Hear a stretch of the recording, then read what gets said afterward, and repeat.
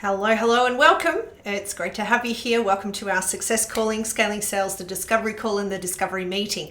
I see a lot of people day in, day out, year on year, who are in sales, or they might be a founder of a business. And one of the key issues that they really need to nail is around making amazing sales calls or a sales meeting to get people interested in what it is that they have to offer.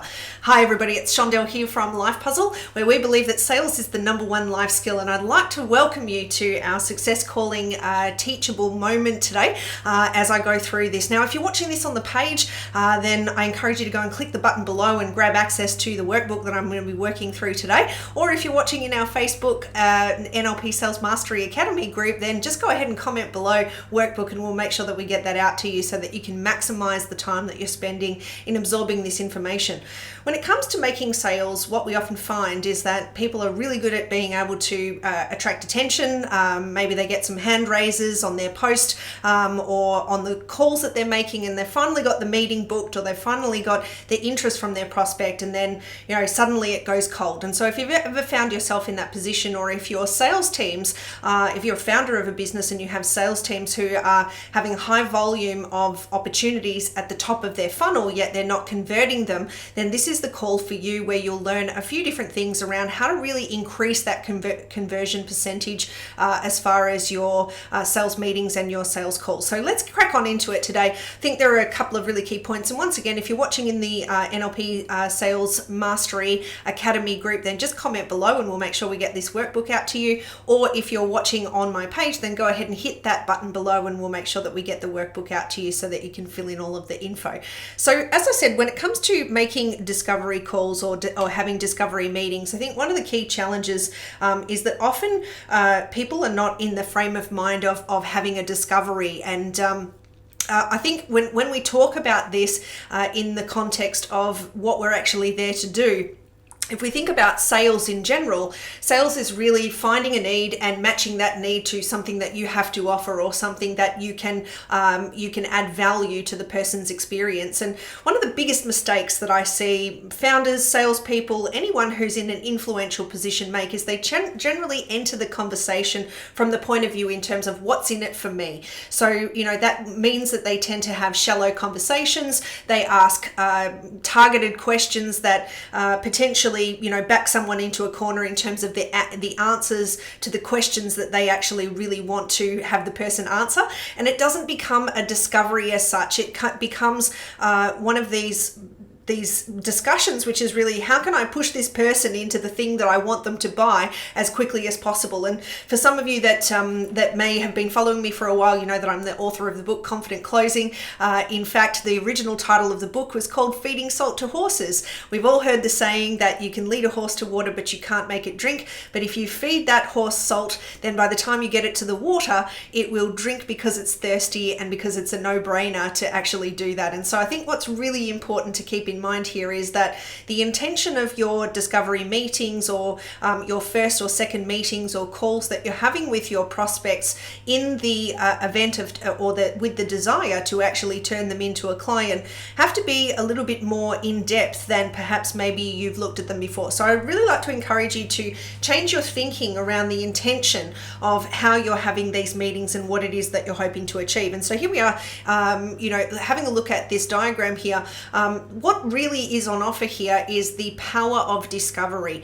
And so for a lot of people, they see their meetings as being an opportunity to simply coerce the client into a particular way of thinking. And I want to stop you right there if that's been your train of thought, and encourage you to actually start to look at this as being a conversation where we actually really want to go deep. We want to be able to discover what is going on for that person. I'm going to take you through a few tips today that's going to ensure that you can go much deeper with these conversations and to build that rapport at such a deeper level that you've got that trust coming at a much faster rate. And as we know, that when people feel safe in a buying experience, then they're much more likely to take action. And so when we talk about the power of discovery, for a lot of people, they have what we call surface level discussions. And so when we have surface level discussions, generally they'll say things like, we need to make the sale, and there is a particular problem that we are are aware of that this potential customer, this prospect in front of us actually has.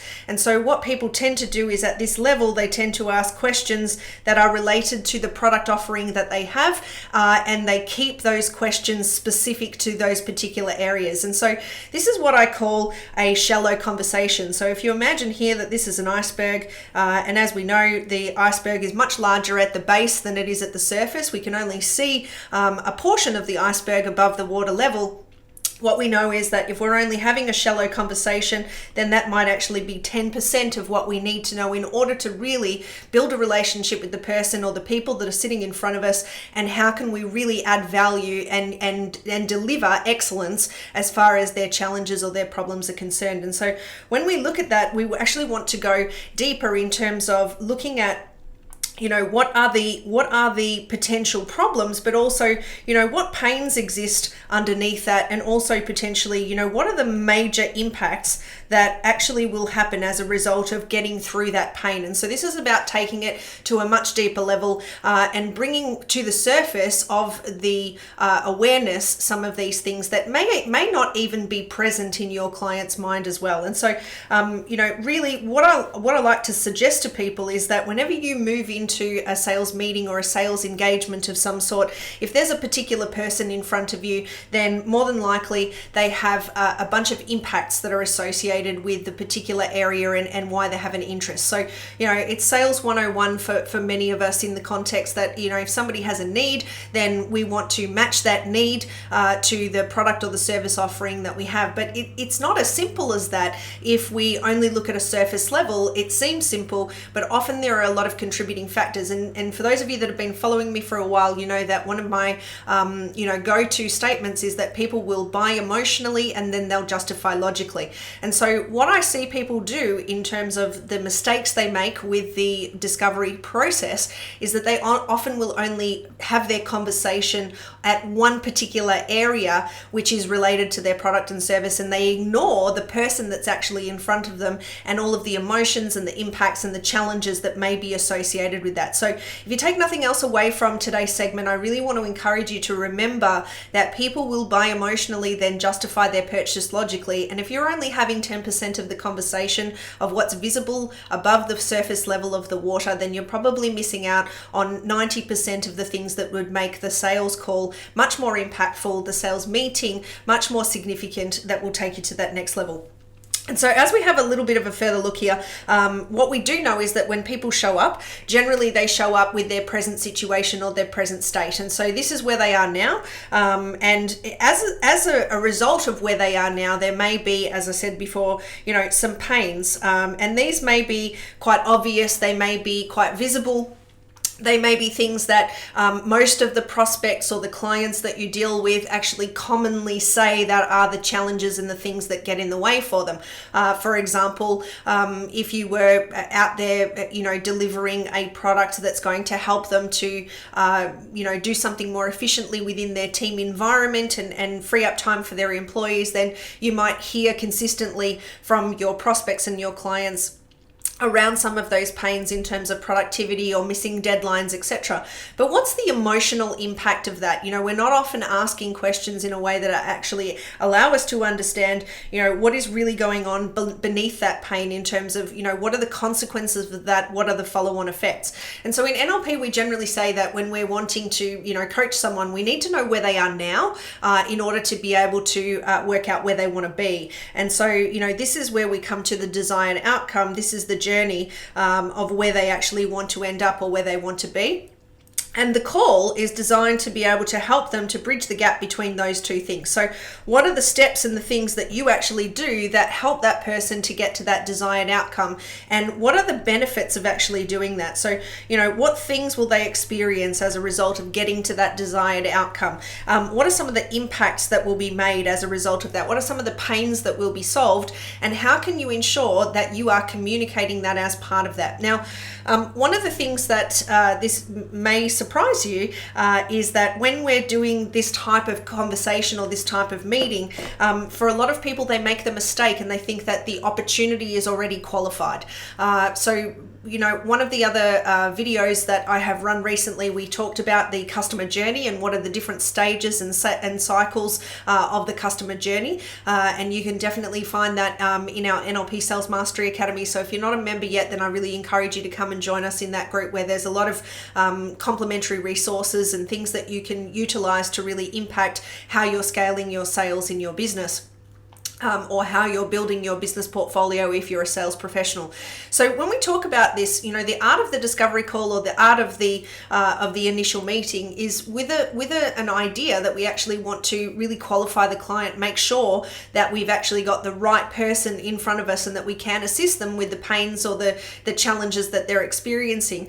And then for a lot of people, even if they understand that, one of the things that they miss out on is their ability to be able to match that need and to build their own credibility and authority in terms of being able to do that. And so I think that the art of qualifying the conversation is something that gets missed significantly across the board from a lot of people who are in these types of scenarios. And so what you might not be familiar with is the concept of interesting versus interested. And so I want to share a story with you. It's actually a story that I have in my book, Confident Closing, Sales Secrets That Grew a Business by 400% in Just 6 Months, and how they work for you. But one of the things that I encountered as a sales professional, it was many years ago. I was running a team of people in an organization. I was a sales manager, and we had one of those mornings where the entire team of people had some kind of bug, and unfortunately we had to rush around to try and reschedule meetings that were in the calendars, etc. And I didn't recall that I'd actually made an appointment with a photocopier salesman who was coming to see me to actually sell a machine to us. Now, the main reason that he was selling us a machine was because in the organization that I worked with, they had this amazing marketing material and collateral, and unfortunately they hadn't invested in a really good quality machine. And so we were printing out all of our sales packs onto or from this bubble jet printer, and so the pages were all wet when we were printing them, and so we'd have to dry them off before we could put them in the mail pack. But anyway, I'd made this call. I'd already received the authority and the sign off to actually spend money on this machine from my boss, and this gentleman was booked to come in at 9:30. And so at 9:30 he rocked up. I'm in the middle of making a bunch of calls, trying to organize the day, super stressed at trying to coordinate everything, and in rolls Bob, the photocopier man.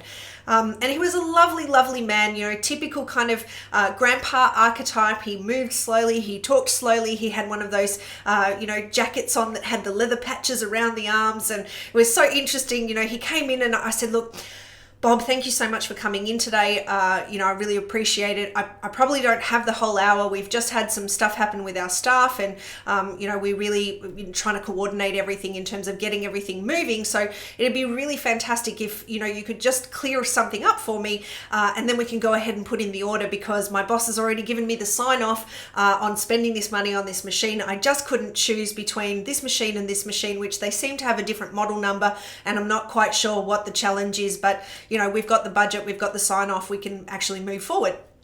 And Bob proceeded to say, "Oh yes, Shondell, I am, where business has been in business for, since 1970 something, and he's giving me a history of the company."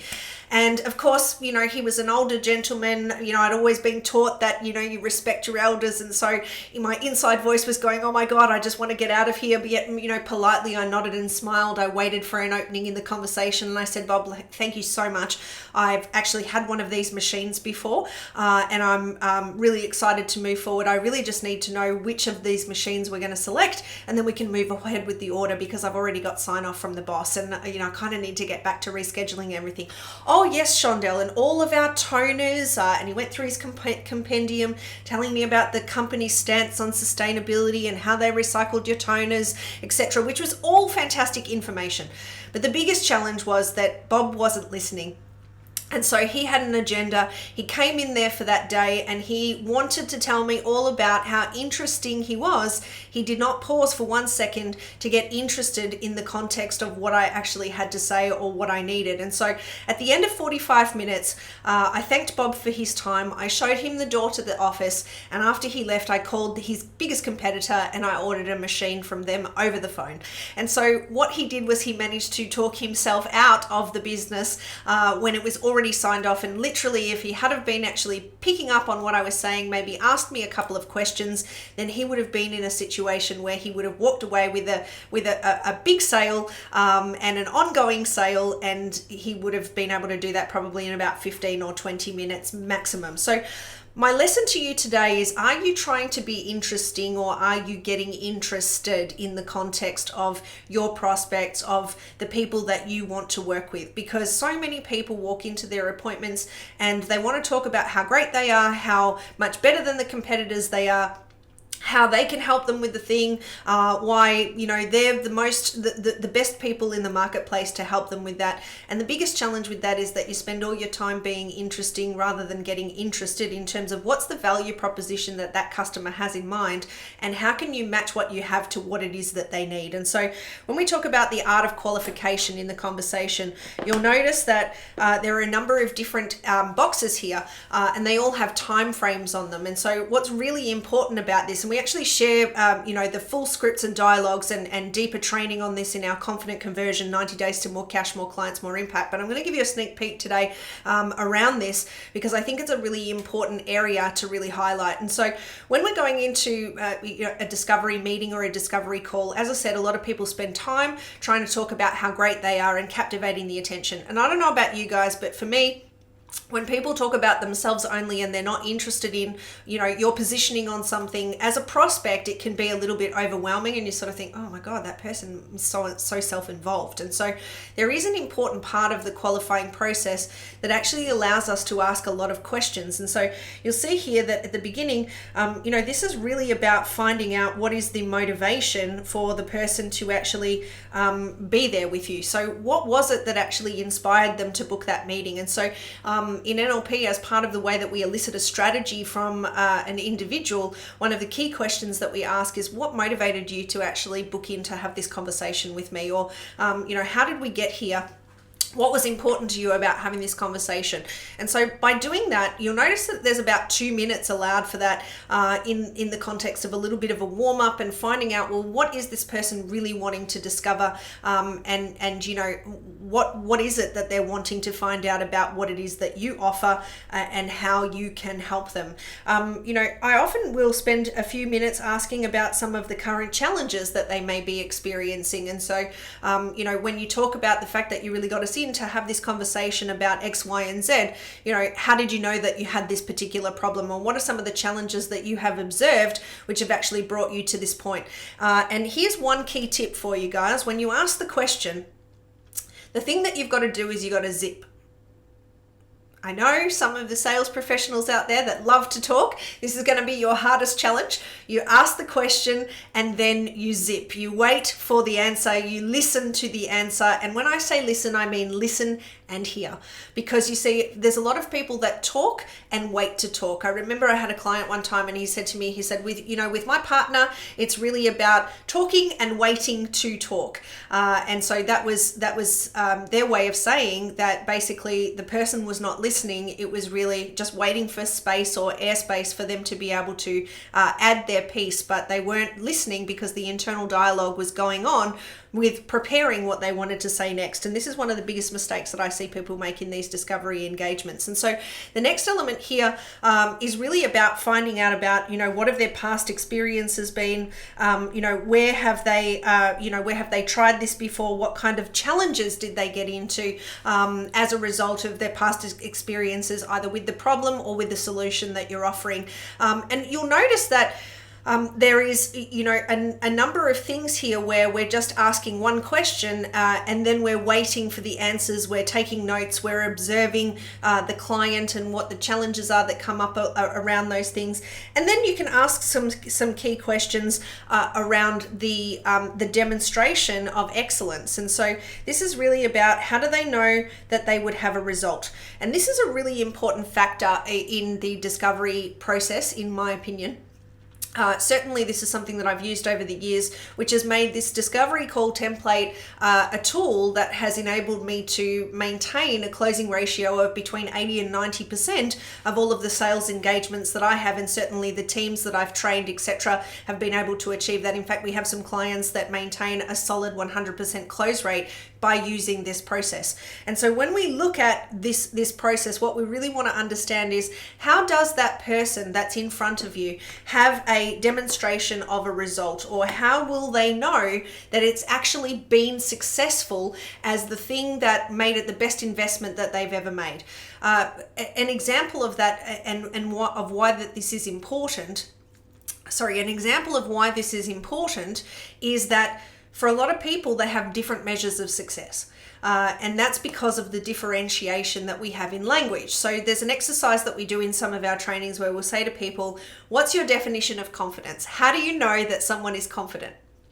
And that person one person might say, well, it's about how somebody stands, it's about the way they project their voice, might say another person, or it's about maintaining eye contact. That's how I know. Someone else might say it's about their subject matter knowledge. And all of those things are true for the individuals that stated that's what confidence meant to them. But if we went to the Webster's dictionary, or if we went to any dictionary that for that matter, we probably wouldn't find those things as being the definition of confidence. But those are the interpretations. And so what happens is, let's say that I had a belief that someone being confident is about the way that they stand and the way that they project their voice. And the person that I'm asking to be confident may be, thinking about confidence as being maintaining eye contact with the person that they're meeting with, and to really study up on their subject matter knowledge. And so what we have is one word or one concept and two different ideas around what the measure of that thing is. And so this is where sometimes in our sales process this can go amiss. And the way it goes amiss and why it goes amiss is because I might then go and say to that person that has that definition of confidence, I want you to go and, present a meeting with XYZ client, and I'd like you to be really confident in your approach. And so that person studies up on the subject, make sure they know all their subject matter knowledge. They make sure that during the meeting they have, eye contact with the client the whole time. And I'm sitting there observing the whole time, and I'm seeing that they're talking really quietly. And, even though they're maintaining eye contact, they're really quiet and almost uncertain in their tone. And so we get out of the meeting and I say, remember I said I wanted you to be really confident in that. How do you think you went? It's like, yeah, I went really great because I was maintaining eye contact the whole time. I studied all night, Shondell. And so the measures of excellence and the measures of success and the results can differ from person to person. This is a mic drop moment for you in your sales process, because if you do not have a measured understanding of how your prospect in front of you measures their success, then you might miss the mark. And it's not because you're not good at what you do, or it's not because the company didn't deliver an amazing, excellent service. It's probably because you didn't understand what was their measure of success and whether or not they were ready to be able to take action around that. And so as we move forward, there's a really important question that is part of the qualifying factors. And I want to talk for a moment just about the urgency factor. And so one of my favorite questions in the discovery call process that really helps you to nail the conversion rate is understanding the urgency from the client's mind. So much like the fact that people have a different depiction or a different measurement of what results look like for you, they'll potentially also have a different urgency factor. And so one of my favorite questions as part of the discovery call process is simply to ask the question on a scale of 1 to 10, if you were to consider time, resources, money, and and the challenges that we've talked about, how ready are you to take some action and to solve this problem? And look, this question was really adapted from a lot of the work that I did when I did a lot of personal breakthroughs with people, because the urgency factor is a very important one. And I'll just share a little bit of an insight with you as to why it's so important. So for some of you that have been following me for more than 10 years, you know that at Life Puzzle, we've done more than 4,000, or personally, I've done more than 4,000 personal breakthroughs where I work with people in terms of their mindset and their emotions, and the things that really block them. And so when we're talking about subconscious ingrained belief systems that are programmed at the unconscious level, sometimes people don't like the behaviors that they produce, but they're not a pain enough for them to be able to put in the work to solve them. And so this question in terms of urgency really came from when I was doing a lot of this kind of breakthrough work, where my favorite saying is sometimes people want to change. And so it might very well be that, you have someone who says, oh, I'd love to be able to change this thing about yourself. And then you give them a strategy to be able to do that, and then they won't do it. In fact, I've got a favorite story. You might have a little laugh with me. So for those of you that don't know, I'm also an instructor of hypnotherapy. And I had a lady come up to me after a corporate presentation one time, and she says, oh, in your bio, you said you did hypnosis. Do you do hypnosis for weight loss? And I said, look, we don't do heaps of it, but yes, I can, if that's something that you'd like to work with. And she said, oh, absolutely. And I said, okay, well, I'll send you some details around a few different things that you need to do in preparation for the session. And then, we can make the decision to move forward. And if you don't do this particular task, then we won't be able to move forward. Which was a qualifying question to see if she was ready to do the work. And she said, oh no, I don't want to have to do any work. Can't I just sit there and you can kind of hypnotize me and then I'll be skinny? And so when I talk about sometimes people want to make change, sometimes you can get inquiries from people where they're thinking that it might be a good idea for them to explore the idea of a solution here, but it's not necessarily there for them to be able to, or they're not in an urgent enough factor yet to be able to take action on that.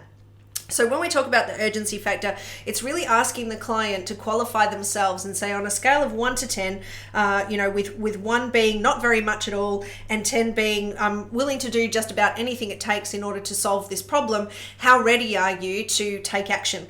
And if somebody says 7, then that's probably the lowest value that you actually want to accept. For me personally, if anybody answers lower than a 7, then generally I know that they're not ready to take action in some of the things that we actually do, because it involves that commitment. And so, that is definitely a qualifying factor for us, and one of the key things that we actually do. So you'll notice that in your workbook, for those of you that are following along with the workbook and you've actually got that with you there, you'll notice that there is the first part of the section, which is all in blue. And then as we move past the urgency factor, we are on page 7, you'll see that these particular boxes here are in red.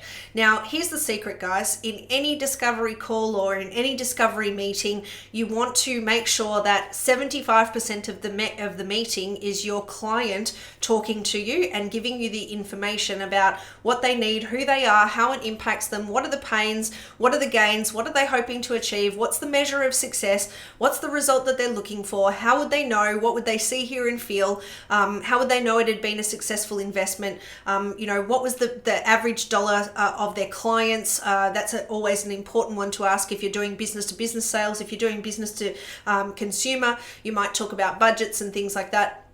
Ultimately, that's the part of the conversation where you ask the question and then you zip it and you let them explore. You can ask further qualifying questions, if you haven't understood what it is that the person has committed to or what they've explained. You can ask further clarifying questions, or how is that a problem, or how did you know, or what happened then, etc. Whereas in this red section, this is the part where you're actually doing what we call a segue into you being able to then have a conversation around looking at what it is that you've shared. And so when we look at the scale section, what we're going to do is we're actually going to clarify and quantify the information that we have already received. Not only does this show your client that you've been listening, recapping some of the things that they have talked about, it also helps you to understand, well, what is their urgency factor and how how ready are they to actually take some action, whether that's an investment that they make, whether that's something that they need to do that will take some time, or whether it's something that they need to enroll their team in, etc. And so you're really finding out here what is the scale from 1 to 10 in terms of their urgency factor and their readiness. And this is the time normally where I would say, look, probably a 4 out of 5. I can see that the timing probably isn't right for you at the moment, because when we take this action together, it really is about you stepping in and we're working together and co-piloting your results. And so if you're not ready to do that, then it'll only be, like a seesaw with one person riding. And so my recommendations would be, and then I would look at, potentially giving them some action items and some things that they could do that will get them to that readiness point, or perhaps even look at regrouping and saying, well, when would be a better time? Maybe is it a 3-month time frame? Is it a 6-month time frame, etc.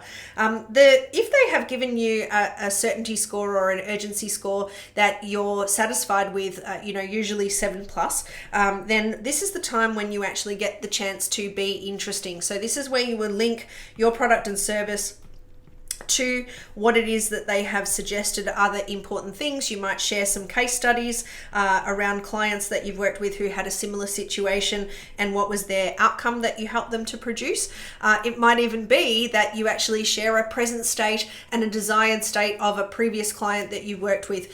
And then the most important part is the segue into the next steps. And so when we talk about the next steps are really about giving them a formula around how we can engage and making sure that we keep that urgency factor going. So is there something that you're going to promise them in terms of, some collateral, or maybe you have a contract that you need to raise, or a proposal, depending on how your sales flow works and the sales steps that you have. You might find that at this point, there's a scheduling of another meeting. So another little tip for you today in this, it's a little free piece of advice, is always book a meeting from a meeting.